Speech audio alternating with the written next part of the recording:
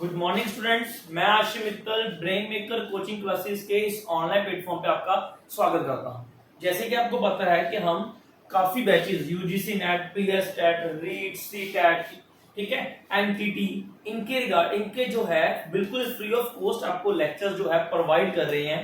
ठीक है, आज जो हमारा टॉपिक है एनटीटी से रिलेटेड बहुत ही स्पेशल, बहुत ही इंपॉर्टेंट टॉपिक क्या है, knowledge and skills in pre primary teaching methodology. तो आज हम इसके बारे में समझेंगे। इस लेक्चर का बेनिफिट जो है रीट, टेट, किसी भी तरह के टेट का जो एग्जाम देने वाले सभी स्टूडेंट्स को होने वाला है, क्योंकि उनमें भी टीचिंग मैथडोलॉजी से आपको क्वेश्चन पूछ सकते हैं कि कौन सा मेथड किसने दिया। तो हम इसमें बात करेंगे प्री प्राइमरी की, और इसके अलावा कुछ वो भी मेथड यूज करेंगे जो शायद हम प्री प्राइमरी पे यूज नहीं करते। मोस्टली कहां पर यूज करते हैं, बड़ों पर इसका यूज करते हैं। तो आज हम वन बाय वन समझेंगे, पर टॉपिक करने से पहले आपको समझ आना चाहिए कि टीचिंग मैथडोलॉजी, मेथड क्या है, पहले आपको पता होना चाहिए मेथड। ठीक है ना। देखो आप ना बेसिकली बातें यूज करते हैं जब हम कोई अकेडमी में, जस्ट एग्जांपल दे रहा हूं कि हम अकेडमी में यूज कर रहे हैं, अकेडमी में जा रहे हैं, तो अकेडमी सारी अच्छी है। ऑनलाइन प्लेटफॉर्म पर आपको बहुत तरीके से बहुत तरह के ट्यूटर आपको टीच कर रहे हैं। जो टीचर है ना वो एक्चुअल में नॉलेजेबल तो है, ठीक है ना, पर मेन टीचर की मेन जो खासियत जो उसको दूसरों से अलग करती है वो क्या है, उसका मेथड। उसका क्या है, मेथड ऑफ टीचिंग। मतलब वो कौन सी मेथडोलॉजी यूज कर रहा है, किस तरह से मेथडोलॉजी का यूज कर रहा है, उसका उस मेथडोलॉजी का बच्चों के ऊपर इफेक्ट पड़ रहा है कि नहीं पड़ रहा, वो बच्चों के अकॉर्डिंग चल रही है कि नहीं चल रही, यही डिफरेंस क्रिएट करता है किसमें, हमारी टीचिंग में। तो आज हम उसी मेथड्स की बात करेंगे कि प्री प्राइमरी में कौन कौन से मेथड्स, ठीक है, और अदर्स में कौन कौन से मेथड्स जो है जो हम यूज कर सकते हैं, जिसका हम इसमें यूज कर सकते हैं, जिससे बच्चा जो है अच्छे तरीके से लर्न करे। बाकी है प्रेजेंस, कि आप उस मेथड्स को कैसे प्रेजेंट करते हो। एक ना बच्चे क्वेश्चन आया हुआ है, what is the meaning of teaching. तो याद रखना उसका आंसर क्या था, ट्रांसफर ऑफ नॉलेज। ठीक है, तो ट्रांसफर ऑफ नॉलेज तो मैंने बोल दिया कि टीचिंग है, ठीक है ना, पर ये ट्रांसफर ऑफ नॉलेज में मैं कौन सा मेथड यूज कर रहा हूं, ठीक है ना। इफेक्टिव टीचिंग का क्या कैसे होगी कि मैं जो ट्रांसफर कर रहा हूं नॉलेज को, उसमें कौन सी स्किल्स, कौन से मेथड्स, ठीक है ना, को यूज कर रहा हूं, कौन सी स्ट्रेटजी को यूज कर रहा हूं, किस तरह से बच्चे को समझ रहा हूं, किस तरह बच्चा मुझे समझ रहा है, वो बेसिकली है मेरा टीचिंग, इफेक्टिव टीचिंग। और टीचिंग मेथडोलॉजी आपको करवाने का मतलब क्या है कि आपके पास प्री प्राइमरी के बच्चे आएंगे, मतलब 3 to 6 इयर्स के स्टूडेंट्स आपके पास आएंगे। क्लियर। तो 3 to 6 ईयर के स्टूडेंट्स आएंगे, तो उन्होंने तो ये कहना भी नहीं है छोटे हैं, ठीक है, डरते होंगे। उन्होंने तो ये भी नहीं बोलना सर मुझे नहीं समझ आया, क्योंकि मैंने आपको लास्ट लेक्चर जो मैंने टीचिंग एंड लर्निंग का करवाया था, टीचिंग एंड लर्निंग में मैंने आपको लेवल्स ऑफ टीचिंग में मैंने आपको करवाया कि मेमोरी लेवल वो कौन सा लेवल है जहां पर वन वे टीचिंग होती है।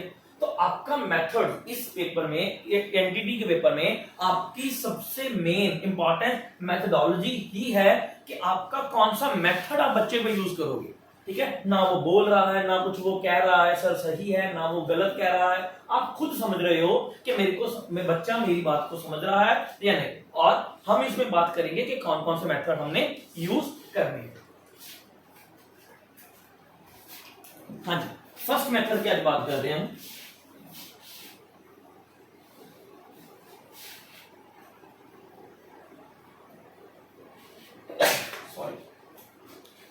फर्स्ट मेथड की बात कर रहे हैं, फील्ड ट्रिप।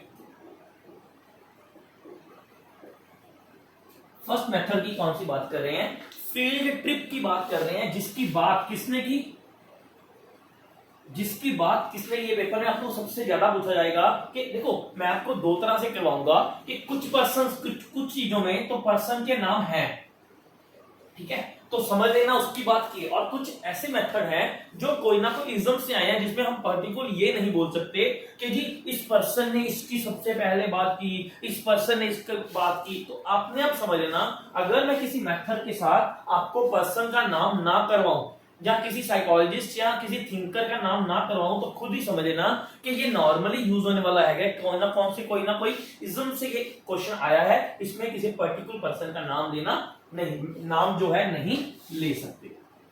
ठीक है, नेक्स्ट अब देखो जो फील्ड ट्रिप है उसका यूज किसने किया, उसका यूज सबसे पहले किसने किया, लूसी मिशेल, इसने यूज किया Lucy Michel.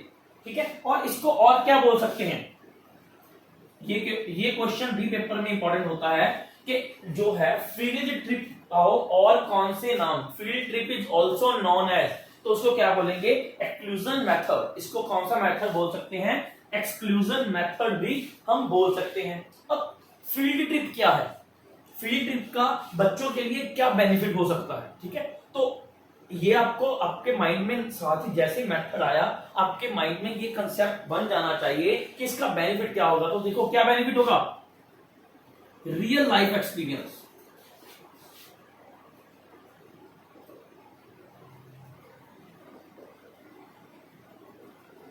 Real life experience. इसमें क्या होगा, देखो फील्ड ट्रिप में क्या होगा कि अगर मैं बच्चे को ताजमहल दिखाना चाहता हूं, मैं बच्चे को ताजमहल के बारे में बताना चाहता हूं, अगर मैं बच्चे को वहां पर लेकर जा सकता हूं, ठीक है, छोटे बच्चे को वहां पर विजिट करवाऊंगा, तो बच्चे की लर्निंग ज्यादा होगी, बच्चा ज्यादा लर्न करेगा, ज्यादा अंडरस्टैंड करेगा, उसको ज्यादा समझ आएगी कि क्या है, किस तरीके से हो सकता है, क्या से हुआ, उसको चीजों को छू के पता लगेगा, सेंस ऑर्गन्स का यूज करेगा, उससे बच्चे की क्या है, लर्निंग ज्यादा होगी। और देखो एक बात और है जो इसके लिए यूज किया जाता है, जिसके लिए मैंने सबसे पहले आपको ये मेथड करवाया, इनको क्या बोला जाता है, जो लूसी मिशेल है, इनको क्या बोला जाता है, a pioneer thinker of early childhood education. लिख लो, a pioneer thinker of early childhood education. ये पेपर में क्वेश्चन आ सकता है आपका। देखो इंपॉर्टेंट बात बता रहा हूं, अर्ली चाइल्डहुड आपका पार्ट है, अर्ली चाइल्डहुड से आपने बात करनी है, और इन्हें क्या बोला जाता है, पायनियर फादर के लिए यूज किया जाता है। ठीक है, कि सबसे पहले किसने बात की, तो इनको पायनियर बोला जाता है, पायनियर थिंकर बोला जाता है। किसके रिगार्डिंग इनको बोला जाता है, अर्ली चाइल्डहुड एजुकेशन के रिगार्डिंग इनको पायनियर बोला जाता है। तो ये इंपॉर्टेंट आपके लिए। नेक्स्ट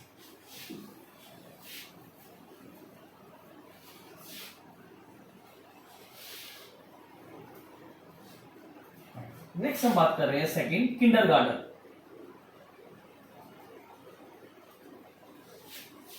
सभी को पता है किंडरगार्टन की बात किसने की है, फ्रॉबल।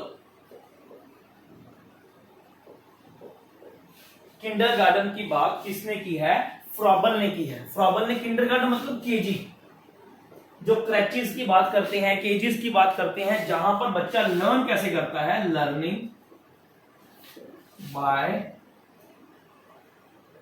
जहां पर बच्चा लर्न कैसे करता है, लर्निंग बाय डूइंग। तो किंडरगार्टन जो स्कूल, अगर आपको पूछना है किंडरगार्टन स्कूल्स की बात किसने की है, तो किंडरगार्टन स्कूल्स की बात किसने की है, फ्रॉबल ने की है। फ्रॉबल ने किसकी बात की है, किंडरगार्टन की बात की है। थर्ड आपको ये पूछ सकते हैं कि किंडरगार्टन में बच्चा लर्न कैसे करता है, लर्निंग बाय डूइंग, मतलब ये क्या बोलते थे, बच्चे को खुला छोड़ दो फ्रेंड्स के बीच में, वो अपने आप बच्चा जो है वो क्या है, लर्न करेगा। नेक्स्ट थर्ड बात करो तो हम क्या कर रहे हैं, केस स्टडी। थर्ड हम किसकी बात कर रहे हैं, केस स्टडी की बात कर रहे हैं, जिसकी बात किसने की थी, सबसे पहले कितने थी, सिगमंड फ्रॉइड।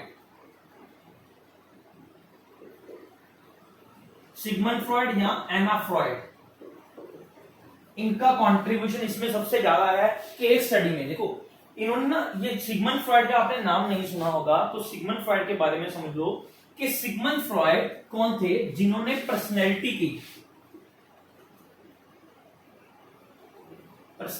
की कौन सी थ्योरी दी थी, साइको एनालिटिक।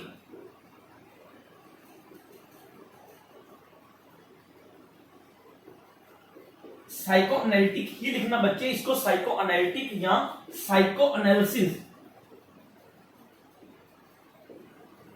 साइको एनालिटिक या साइको एनालिसिस बोल सकते हैं, पर एनालिटिकल नहीं बोलना, गलत हो जाएगा।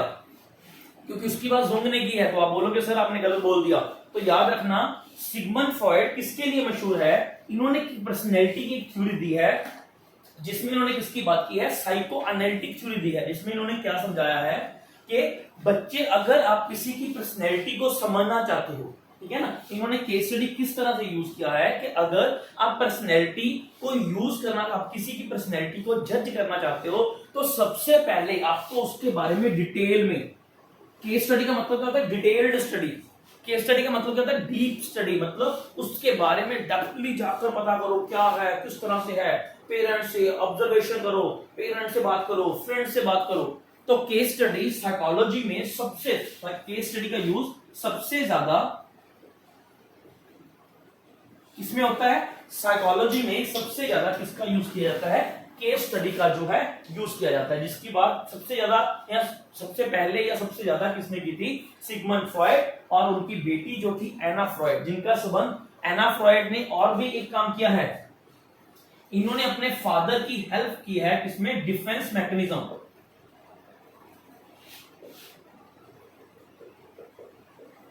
डिफेंस मैकेनिज्म को देने में भी इन्होंने जो है हेल्प की है। क्लियर?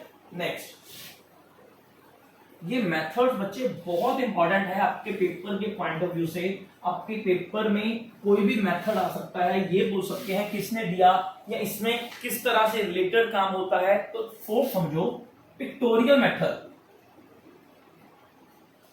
पिक्टोरियल मेथड, देखो पिक्टोरियल मेथड के बारे में हम कोई पर्टिकुलर पर्सन का नाम नहीं ले सकते, पर अगर मेरे को नाम लेना ही पड़ गया तो मैं किसका नाम लूंगा? ब्रूनर। किसका नाम लूंगा? ब्रूनर का नाम लूंगा कि ब्रूनर ने पिक्टोरियल मेथड की बात की, उन्होंने पिक्टोरियल टीचिंग की बात की। पिक्टोरियल क्या होता है? कि लर्निंग, बच्चे को इमेजेस दिखाकर, पिक्चर्स की बात की, इमेजेस, कि बच्चों को लर्न करवाना थ्रू इमेजेस। आपने देखा होगा छोटे बच्चों की ना बुक्स के ऊपर काफी तरह की पिक्चर्स बनी होती है, क्योंकि इनका मानना क्या था? इन्होंने थ्योरी कौन सी दी है? Cognitive development.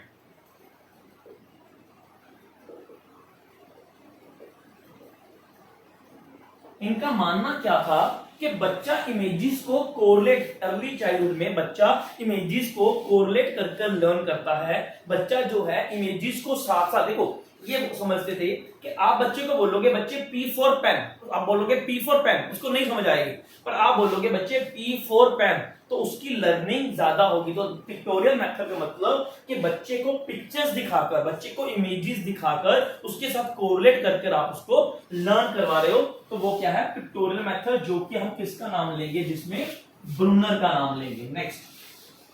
नेक्स्ट हम बात कर रहे हैं ऑब्जर्वेशनल।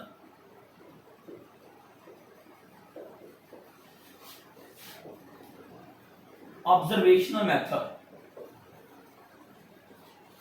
हाँ जी, मैंने आपको क्या बोला था कि जो केस स्टडी है वो सबसे ज्यादा साइकोलॉजी में यूज की जाती है। पर अगर आया कि साइकोलॉजी में, अगर आपको क्वेश्चन आया सब साइकोलॉजी में सबसे ज्यादा यूज होने वाला मेथड कौन सा है, तो वो कौन सा है? Observational method. क्योंकि ऑब्जर्वेशनल मेथड का यूज सबसे ज्यादा किया जाता है टीचर्स के द्वारा, स्टूडेंट्स के द्वारा। देखो टीचर ऑब्जर्व करता है, ऑब्जर्व करेगा। आपने टॉपिक पढ़ा है अर्ली चाइल्डहुड डिफॉर्मिटीज, पढ़ा है ना? तो बच्चा है 3 से लेकर 6 साल, उसको कोई प्रॉब्लम है तो वो बताएगा नहीं, तो आप क्या करोगे? ऑब्जर्व करोगे, ठीक है ना? तो ऑब्जर्व करोगे तो आपको पता लगेगा क्या प्रॉब्लम है, क्या कहना चाहता है, क्या नहीं कहना चाहता, किस बेस पर बात कर रहा है, ठीक है? तो सबसे ज्यादा यूज होने वाला मेथड क्या है? ऑब्जर्वेशन, जिसका यूज टीचर और स्टूडेंट्स, दोनों ही करते हैं। नेक्स्ट है एक्सपेरिमेंटल लर्निंग, एक्सपेरिमेंटल मेथड, जो कि किस पर आधारित है? जॉन डेवी के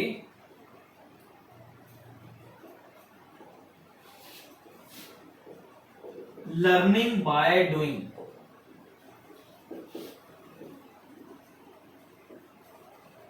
किस पर आधारित है? लर्निंग बाय डूइंग के ऊपर। मैं फिर बोल रहा हूं, मैंने ये नहीं बोला कि एक्सपेरिमेंटल मेथड किसने दिया है, जॉन डेवी ने दिया है, मैंने ये नहीं बोला। मैंने ये बोला एक्सपेरिमेंटल मेथड किस पर आधारित है, जॉन डेवी के लर्निंग बाय डूइंग। मतलब ये बोलते हैं एक्सपेरिमेंट करवाओ, बच्चे को काम करवाओ, एक्टिविटीज करवाओ, उसके साथ बच्चा जो है वो क्या करेगा, लर्न करेगा। बच्चे की लर्निंग क्या है, थ्रू एक्सपेरिमेंट। नेक्स्ट क्या 6 हो गई? नेक्स्ट लिखो डेमोस्ट्रेशन।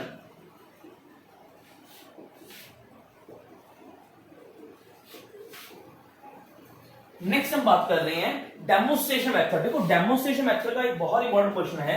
अगर आपको क्वेश्चन आएगा कि आज के समय सबसे ज्यादा यूज होने वाला टीचिंग मेथड कौन सा है, तो कौन सा मेथड लगाओगे आप? Demonstration method. मतलब बच्चे को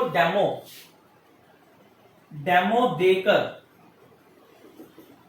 दिखाना। ठीक है, डेमोस्ट्रेशन मेथड में मतलब क्या होता है कि बच्चे को हार्ड मटेरियल, ठीक है, प्लस उसको उस चीज का डेमो देकर दिखाना, इसको क्या बोलेंगे, डेमोस्ट्रेशन, जिसका यूज टीचिंग में सबसे ज्यादा किया जाता है। नेक्स्ट, अब आपके बच्चे दिमाग में कई बार क्वेश्चन होगा, क्योंकि साइकोलॉजी है, आपको समझना पड़ेगा कि आप बात कर रहे हो साइकोलॉजी की, जिसमें कुछ भी एग्जैक्ट नहीं होता। ये नहीं कह सकते कि ये हो बोल दिया तो बस यही होगा। ठीक है, तो आपको बहुत बार ये क्वेश्चन आया हुआ है कि आपको क्वेश्चन पूछा गया था कि सबसे ज्यादा यूज होने वाला मेथड कौन सा है। ठीक है ना, उसमें मैंने आपको बोल दिया कि डेमोस्ट्रेशन है। ठीक है, तो बच्चों का आंसर डेमोस्ट्रेशन, तो वहां पर ऑप्शन ही नहीं था। तो बच्चे याद रखना, अगर डेमोस्ट्रेशन ऑप्शन में नहीं होगा तो आपका आंसर क्या होगा, डिस्कशन। ठीक है ना, 2013 तक अगर बात करूं तब तक सबसे ज्यादा यूज होने वाला मेथड डिस्कशन मेथड माना जाता था, सबसे अच्छा मेथड माना जाता था। पर अब हम किसकी बात करते हैं, डेमोस्ट्रेशन। अब हम किसकी बात करते हैं, डेमोस्ट्रेशन मेथड।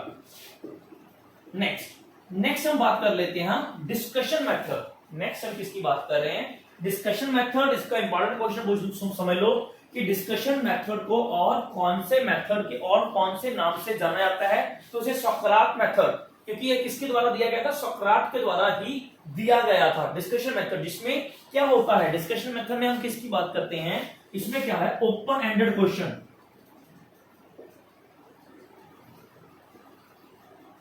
इसमें क्या होता है, ओपन एंडेड क्वेश्चन होते हैं। आपको पता है ना ओपन एंड क्या होता है, दो तरह के क्वेश्चन होते हैं, एक होता है क्लोज एंडेड, एक होता है क्लोज एंडेड क्वेश्चन, जिसको हम क्या बोलते हैं, कन्वर्जेंट थिंकिंग, जिसको क्या बोलते हैं, कन्वर्जेंट थिंकिंग। एक होता है ओपन एंडेड क्वेश्चन, जिसको क्या बोलते हैं, डाइवर्जेंट।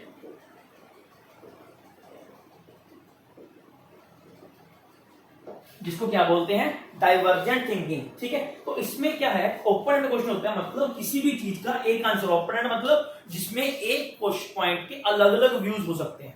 क्लोज एंड मतलब जिसका एक ही आंसर, एक के लिए भी, आपके लिए भी एक होगा, आपके लिए भी ए होगा, आपके लिए भी ए ही ठीक होगा, जिसका एक ही आंसर। तो डिस्कशन में क्या होता है, ये सोक्रात के द्वारा दिया गया, जिसे सोक्रात मेथड भी बोलते हैं, जिसमें जो है हम बात करते हैं कि बच्चे को एक टॉपिक के ऊपर डिस्कस करने के लिए ग्रुप, इसमें क्या होता है, ग्रुप वर्क करता है, इसमें ग्रुप काम करता है, जो आपस में क्या करता है, डिस्कशन करता है, जिससे उनकी जो है क्लैरिटी बढ़ेगी। तो बच्चों के ऊपर ये मेथड थोड़ा इंप्लीमेंट करना मुश्किल है, इसको हम बच्चों पे ज्यादा यूज नहीं होगा, क्योंकि मैंने आपको पहले ही पढ़ाया था कि जो बच्चों की जो टीचिंग है मोस्टली क्या होती है, वन वे टीचिंग होती है। डिस्कशन में डिस्कशन तब होगी जब टीचर और स्टूडेंट आपस में इंटरेक्ट करेंगे, आपस में कम्युनिकेट करेंगे, तभी जो है हम डिस्कशन मेथड की बात कर सकते हैं। डिस्कशन मेथड अच्छी है या वैलिड है या कुछ भी हो। नेक्स्ट हम बात कर रहे हैं ब्रेनस्टॉर्मिंग। कौन सा, ये देख लो सीक्वेंस, देख लो, ब्रेन,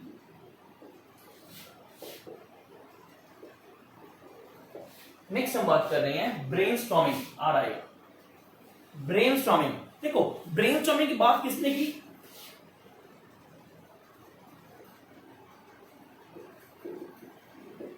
ब्रेनस्टॉर्मिंग मेथड की बात किसने की, ऑसबर्न ने, ऑसबर्न किसने बात की, एलेक्स ऑसबर्न ने सबसे पहले बात की है ब्रेनस्टॉर्मिंग मेथड की। उन्होंने ना अपनी जो बुक है, एक उन्होंने बुक लिखी थी 1953 में, उन्होंने एक बुक लिखी थी जिसका नाम क्या था, अप्लाइड इमेजिनेशन।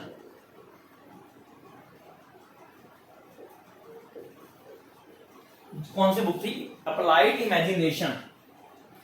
इसमें उन्होंने बात की थी ब्रेनस्टॉर्मिंग मेथड की। अब ब्रेनस्टॉर्मिंग मेथड कहां पर यूज होता है, याद रखना ब्रेनस्टॉर्मिंग मेथड किनके लिए यूज होता है, क्रिएटिव स्टूडेंट्स के लिए।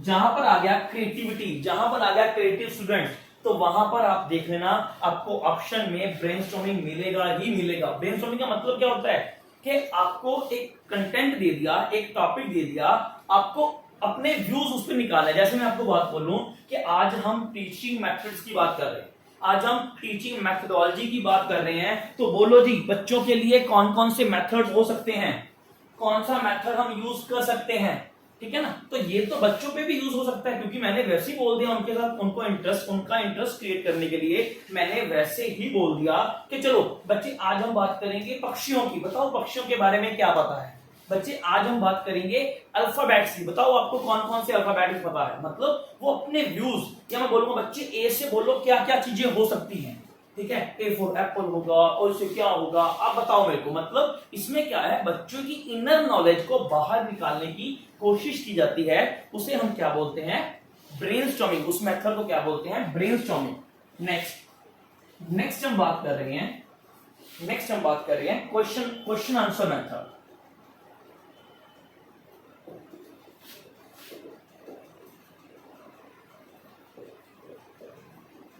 देखो ये क्वेश्चन आंसर जो मेथड है ना, ये क्या है, टीचर सेंटर। ये क्या है, टीचर सेंटर ज्यादा इसे माना जाता है। देखो आपको पता ही होगा ना कि जो मेथड्स हैं वो हम बात करते हैं चाइल्ड सेंटर और टीचर सेंटर।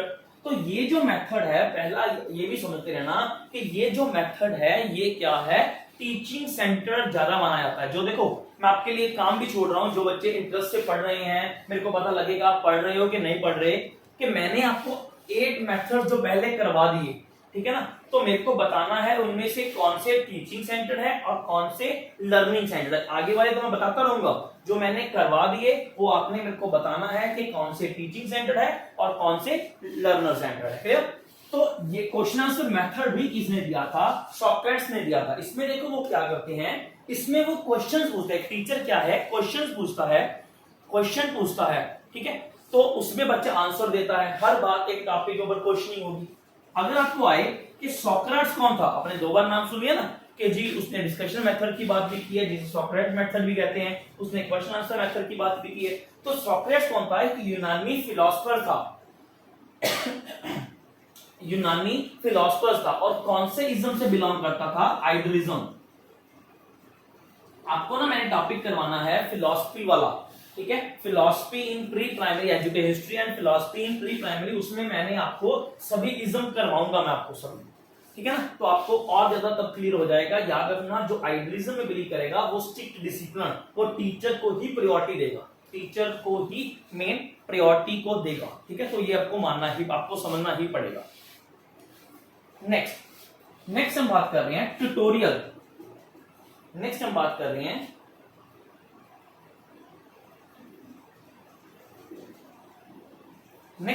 रहे हैं ट्यूटोरियल मेथड।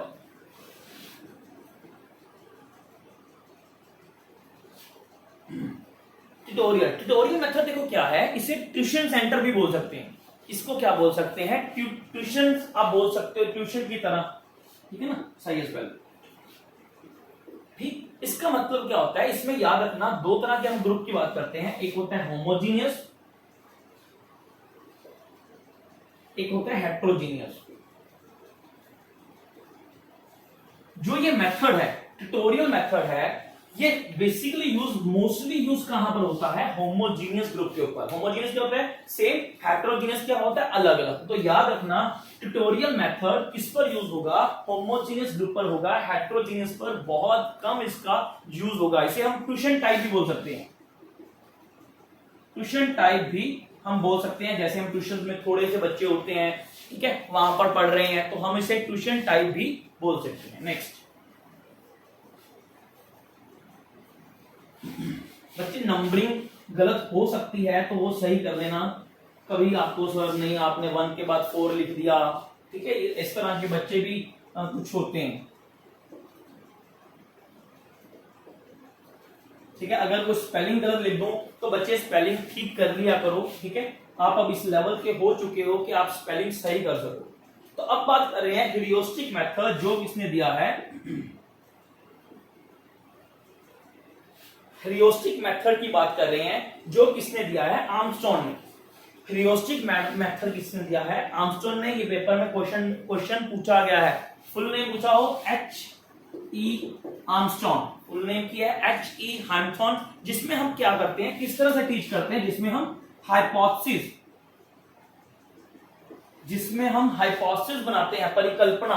हाइपोथेसिस क्या होता है, एक जो है ये हाइपोथेसिस है जिसमें हम जो क्या गेस करेंगे सॉरी, इसमें हम ये हमारा इंटेलिजेंट गेस बोल सकते हैं, जिसमें हम कुछ मानकर चलते हैं और उसके हिसाब से प्रॉब्लम का सॉल्यूशन करना शुरू करते हैं। और इसको याद रखना, हाइपोथेसिस को कभी भी हम प्रूव नहीं करते, क्या करते हैं, चेक करते हैं। मतलब जो मैं मानकर चला वो हो सकता है मेरा सही हो सकता है गलत हो। और इसमें और किसकी बात की गई है,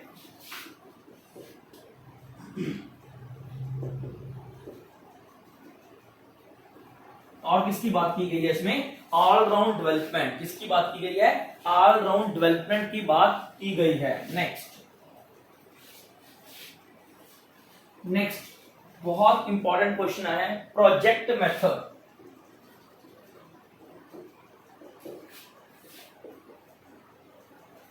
देखो बच्चे, प्रोग्राम्ड लर्निंग और प्रोजेक्ट मेथड दोनों में फर्क है, ध्यान रखना। प्रोग्राम्ड लर्निंग और प्रोजेक्ट मेथड दोनों में फर्क है, ठीक है।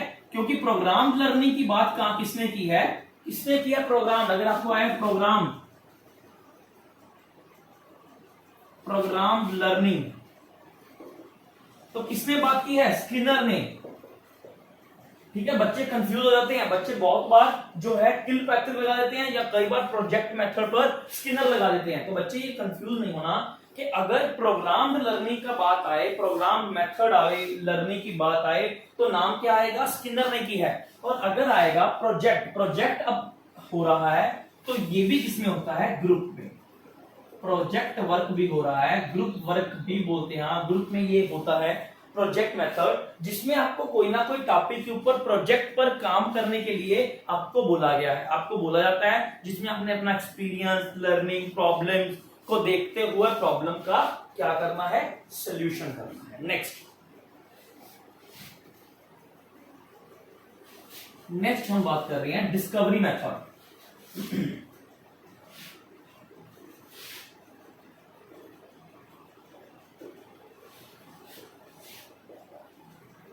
डिस्कवरी मेथड की बात किसने की है, ब्रूनर ने ही की है।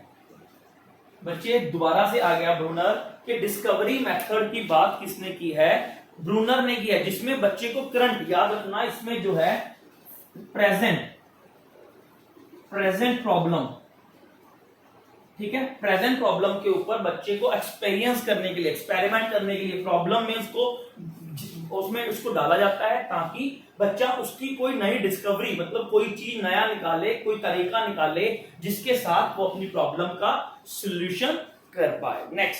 नेक्स्ट है बहुत इंपॉर्टेंट, जो अर्ली चाइल्डहुड से बहुत ज्यादा मिलता है, कौन सा है, प्लेवे मेथड।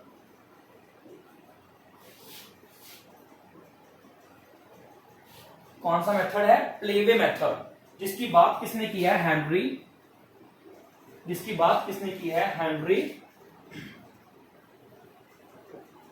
कार्डवेल, जिसकी बात किसने की है, हेनरी कार्डवेल कुक ने की है। बच्चे ये नेम लिख लो।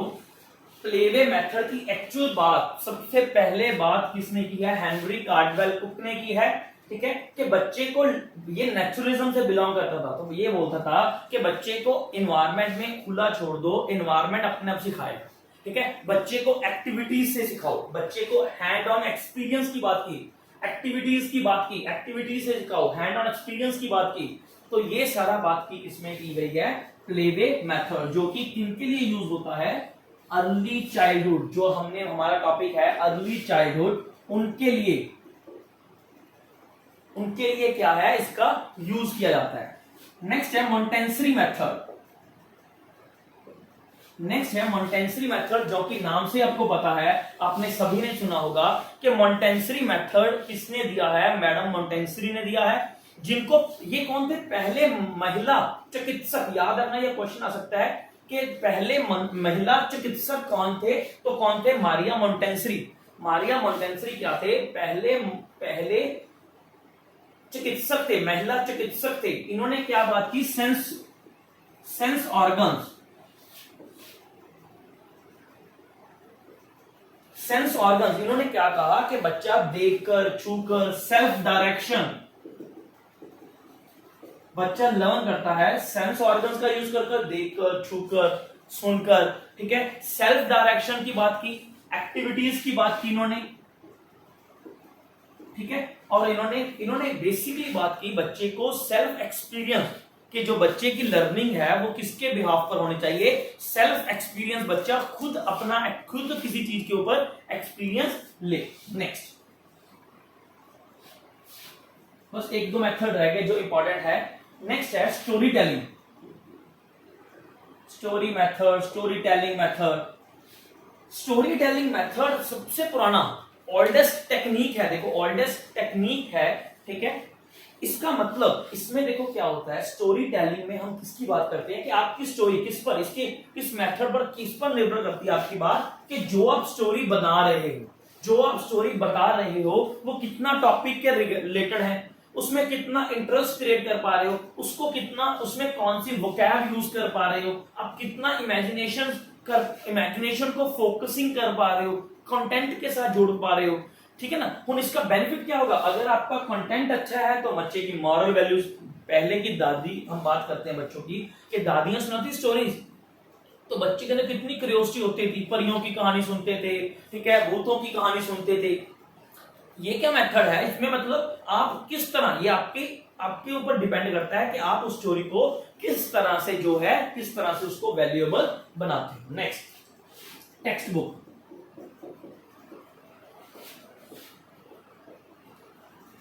नेक्स्ट कौन सा है, टेक्स्ट बुक मेथड। देखो ये भी साइकोलॉजिकल बेस्ड है, टेक्स्ट बुक जो है साइकोलॉजिकल बेस्ड होती है।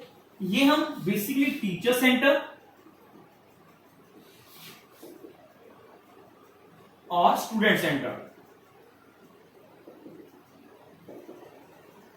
दोनों तरीके से बोल सकते हैं। क्यों, क्योंकि जो टेक्स्ट बुक बनाई जाती है, ठीक है, वो इस तरह से, मतलब आप टेक्स्ट बुक से पढ़ा रहे हो, टेक्स्ट बुक जो बनाई जा रही हैं वो किस तरह से बनाई जा रही हैं, ताकि बच्चे का लेवल, अगर मैं 6th क्लास की बात करूं या अगर मैं एनटीटी की बात करूं, तो आपकी इस तरह से बुक बनाई जाएगी, इस तरह से आपको टॉपिक करवाए जाएंगे जो आपके प्रॉपर कवर करें, चीजों को प्रॉपर कवर करें, आपके लेवल के अकॉर्डिंग हो, हाई लेवल ना हो, आपके मेंटेनेंस को लेकर हो। टीचर सेंटर क्यों बोल सकते हैं, क्योंकि आपको एक टेक्स्ट बुक बना दी, उसमें आप बच्चे का इंटरेस्ट नहीं देखोगे, आपको उसी तरह से चीज को करवाना है, ठीक है ना। तो इसको हम दोनों तरीके से जो है मोल्ड अप कर सकते हैं। और लास्ट हम फिर बात करेंगे जो कि सबसे ज्यादा यूज होता है, सबसे पुराना है, कौन सा है, जो सबसे ज्यादा यूज होता है, सबसे पुराना है, ट्रेडिशनल, इसको ट्रेडिशनल मेथड भी बोल सकते हैं। कौन सा है, लेक्चर मेथड।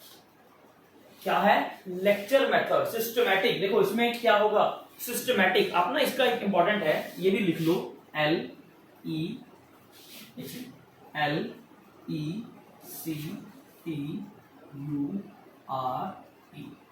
ठीक है ना, आपको इंपॉर्टेंट है, ये लिख लो, आपके पेपर के पॉइंट ऑफ व्यू से भी ये पूछ सकते हैं। एल का मतलब क्या है,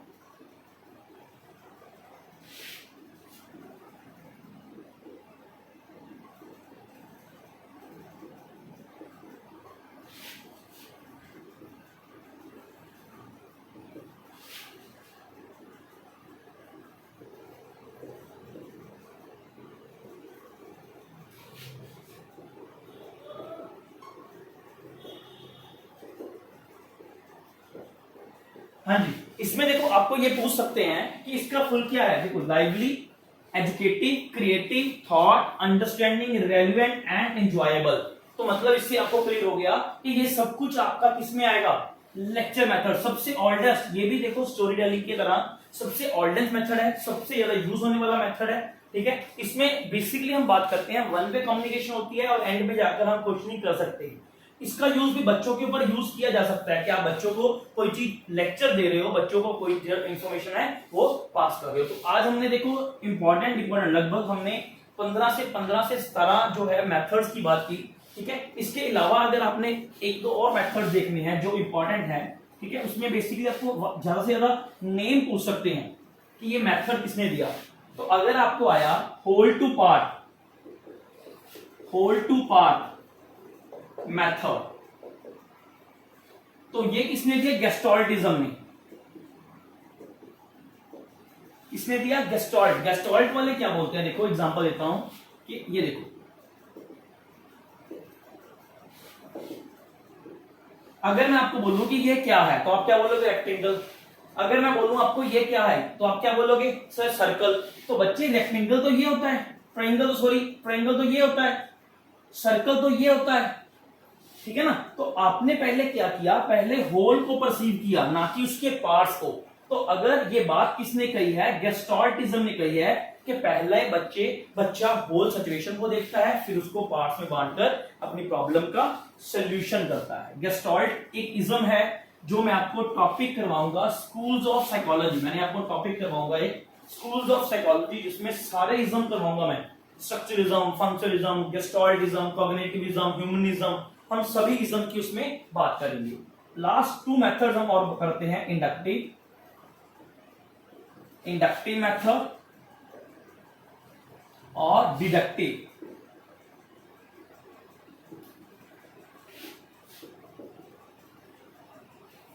ठीक है ना। देखो इंडक्टिव मेथड किसने दिया? बेकन ने। इंडक्टिव मेथड किसने दिया? बेकन ने। देखो आपको ना कई बार ये क्वेश्चन आ जाता है कि इंडक्टिव मेथड किसने दिया, तो कहीं पर आपको लिखा होगा अरिस्टोटल। बच्चे इंडक्टिव मेथड अरिस्टोटल ने नहीं दिया, वो दिया है बेकन ने। अगर बेकन ऑप्शन नहीं है तो फिर हम लगा सकते हैं अरिस्टोटल। ठीक है, तो याद रखना अरिस्टोटल ने कौन सा मेथड दिया है? डिडक्टिव मेथड दिया है, और इंडक्टिव मेथड देने वाले कौन थे? बेकन। इंडक्टिव में होता क्या था? एग्जाम्पल 2, बच्चों को पहले एग्जाम्पल समझाई जाती थी, फिर बच्चे को क्या है? रूल के साथ जोड़ा जाता था। डिडक्टिव में क्या था? Rule to example. तो पहले बच्चे को रूल समझाया जाता था, फिर बच्चा एग्जाम्पल को खुद डिडक्ट करने के योग्य हो जाता था। ये था आपके टीचिंग मैथोडोलॉजी। हमने पूरी डिटेल में मेथड्स के बारे में समझा, कौन सा मेथड किसने दिया, कौन सा पुराना है, सबसे ज्यादा यूज होने वाला है, अगर ये ना आया तो कौन सा आंसर आएगा। तो हमने सभी मेथड्स को डिटेल में समझा। अगर आपको हमारा लेक्चर बच्चे अच्छा लगा हो तो प्लीज सब्सक्राइब करें, शेयर जरूर करें अपने फ्रेंड्स के साथ, ताकि वो भी हमारे इन लेक्चर से कुछ बेनिफिट ले सकें। सब्सक्राइब करें, शेयर करें, लाइक करें, कमेंट करें। कमेंट मैंने आपको एक काम दिया है कि पहले 8 जो मैंने आपको करवाए हैं मेथड, उनमें से कौन से टीचिंग के हैं और कौन से टीचर सेंटर है, कौन से learning centre. Thank you very much.